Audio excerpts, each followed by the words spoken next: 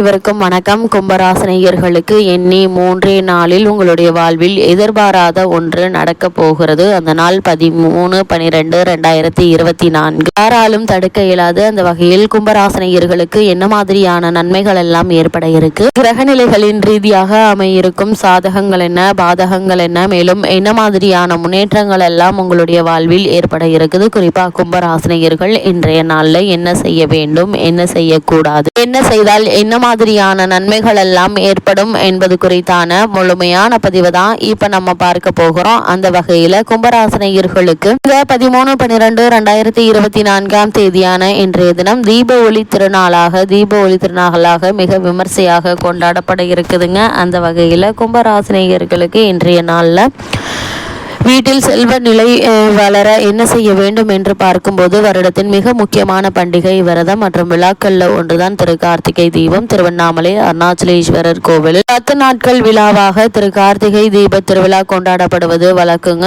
இவ்விழாவில் 10 நாட்களும் பஞ்சமூர்த்திகள் பவனி காண்பதுடன் மகா தீபம் ஏற்றப்படுவதற்கு முன் கோவிலில் வருடத்திற்கு ஒரு முறை மட்டும் ஒரு சில நிமிடங்கள் நடக்கும் அர்த்தநாதீஸ்வரர் தரிசனத்தையும் இன்றைய நாள்ல காண முடியுங்க. அது மட்டும் இல்லாம ஒரு கார்த்திகை தீபம் அன்று மாலையில் வீடுகள் தோறும் தீபங்கள் ஏற்றப்பட்டு தீபங்களின் வடிவாக இறைவனை வழிபடுவது வழக்கங்க. வீடுகள்ல தீபம் ஏற்றும் போது எந்த முறையில் எத்தனை தீபங்கள் ஏற்ற வேண்டும் என்பது ஒரு ஐதீகமாக இருக்குதுங்க. அந்த வகையில் இந்த கார்த்திகை தீபம் அப்படின்னா என்ன என்று பார்க்கும்போது, கார்த்திகை மாதம் என்றாலே அனைவருக்கும் நினைவில் வருவது திருவண்ணாமலை உச்சியில் ஏற்றப்படும் மகா தீபமும் தான். அதே போல் வீடுகள் தோறும் ஏற்றப்படும் தீபங்களும் தாங்க. இந்துக்களுடைய வழிபாட்டு முறையில் தீபம் ஏற்றி வழிபடுவது என்பது மிக முக்கியமான மற்றும் சக்தி வாய்ந்த ஒரு வழிபாடா பார்க்கப்படுது. சாதாரணமாக இறைவனை வழிபடுவதும் மந்திர ஜபம் செய்வதையும் விட ஒரு அகல் விளக்கை இறைவன் முன்பு ஏற்றி வைத்து வழிபட்டாலும் மந்திர ஜபம் செய்தாலும் 2 மடங்கு பலன் கிடைக்கும் என சொல்லப்படுகிறது. இறைவன் ஜோதி ரூபமானவன், அவனுக்கு உருவம் கிடையாது. இறைவன் பஞ்சபூதங்களின் வடிவமாக எங்கும் நிறைந்திருக்கிறான். யார் எந்த வடிவத்தில் நினைத்து வணங்குகிறார்களோ வழிபடுகிறார்களோ அவருக்கு அந்த வடிவத்திலேயே இறைவன் காட்சி அருள் செய்து காட்சி தருவதாக இந்து சமய சாஸ்திரங்கள் சொல்லுகின்றன. இந்த தீப திருநாளான இன்றைய நாள்ல தீபம் ஏற்றி வழிபட காரணம் என்ன என்று பார்க்கும்போது, இறைவன் ஜோதி வடிவமானவன் என்ற உண்மையை உலகிற்கு உணர்த்துவதற்காக பிரம்மாவிற்கும் மகாவிஷ்ணுவிற்கும் தங்களில் யார் பெரியவர் என்ற போட்டி ஏற்பட்ட போது அடிமுடி காண முடியாத அண்ணாமலையாராக பிரம்மாவிற்கும் விஷ்ணுவிற்கும் 30 முக்கோடி தேவர்களுக்கும் ஈசன் ஜோதி ஸ்வரூபமாக காட்சியளித்த திருநாள் இந்த கார்த்திகை மாத பௌர்ணமி. இதை போற்றும் விதமாக இந்த நாளில் திருக்கார்த்திகை தீப திருநாள் கொண்டாடப்படுகிறது. அதேபோல் மகாவிஷ்ணு உலகை காப்பதற்காக ஜோதி வடிவமாக தோன்றியதும் கார்த்திகை மாதத்தில் தான் என்பதால அதன் நினைவாக வைணவ தலங்களில் பஞ்சராத்திர தீபம்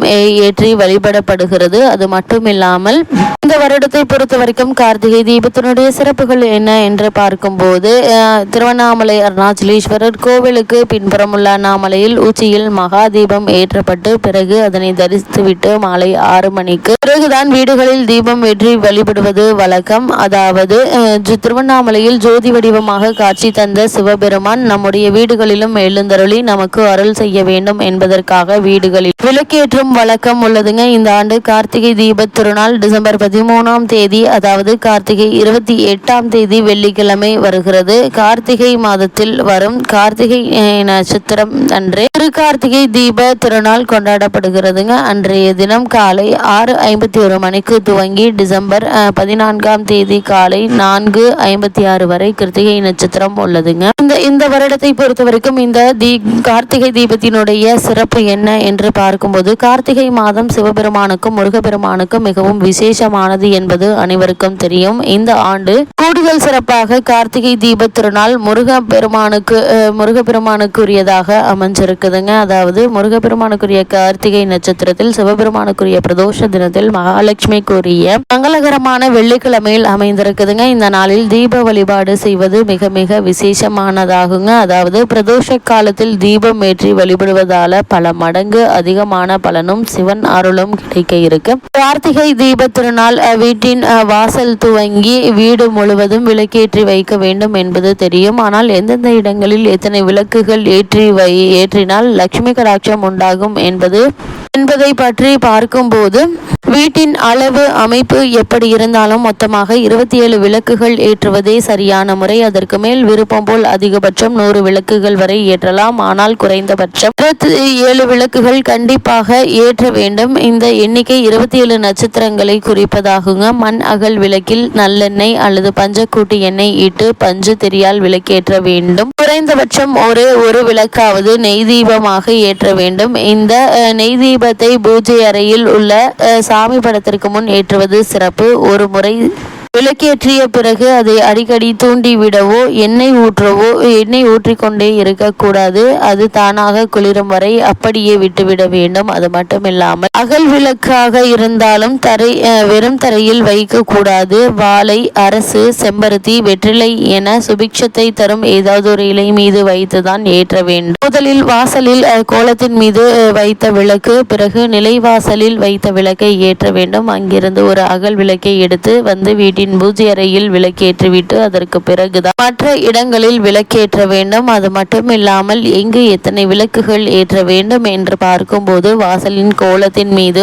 5 விளக்குகள் ஏற்ற வேண்டும். நிலைவாசலில் 2 விளக்குகளும், வாசல் படியில் 4 விளக்குகளும், திண்ணை, மாடம் அல்லது ஜன்னலில் 6 விளக்குகளும், அதேபோல் வீட்டின் நடுக்கூடம் 2 விளக்குகள், பூஜை அறை 2 தீபங்கள், சமையல் அறையில் 2 தீபங்கள், வீட்டின் பின்புறம் 3 விளக்குகள், வீட்டிற்கு வெளியில் யம தீபம் 1 விளக்கு ஆக 27 விளக்குகளை ஏற்றி வழிபடுவது எண்ணற்ற நன்மைகளை ஏற்படுத்துங்க. அது மட்டும் இல்லாம இன்றைய நாளை பொறுத்த வரைக்கும் மேலும் என்ன மாதிரியான நன்மைகள் எல்லாம் உங்களுடைய வாழ்வில் ஏற்பட இருக்கு என்று பார்க்கும்போது, ராசியில் சனி வக்ரம் நீங்கி ஆட்சி பலத்தோடு இருக்கிறார். ராசிநாதன் என்பதால் 7.5 சனியாக இருந்தாலும் மற்ற கிரகங்களால் இடர்பாடுகள் வருமே தவிர அவரால் மிகப்பெரிய தொல்லை வருவதற்கு வாய்ப்புகள் இல்லை என்பது ஒரு நிம்மதியா அமைஞ்சிருக்குதுங்க. அதே போல் உங்களுடைய ராசிக்கு 11ஆம் இடத்தில் சுக்கிரன் இருந்து உங்களுடைய 5ஆம் இடத்தை பார்ப்பதால் சூரிய பூர்வ புண்ணிய ஸ்தானம் பலம் பெறுகிறதுங்க. கலைஞர்களுக்கு நல்ல வாய்ப்பும் பொருளாதாரமும் சிறப்பாக இருக்குங்க. ஆடை ஆபரண சேர்க்கை உண்டாக இருக்குது. சிலர்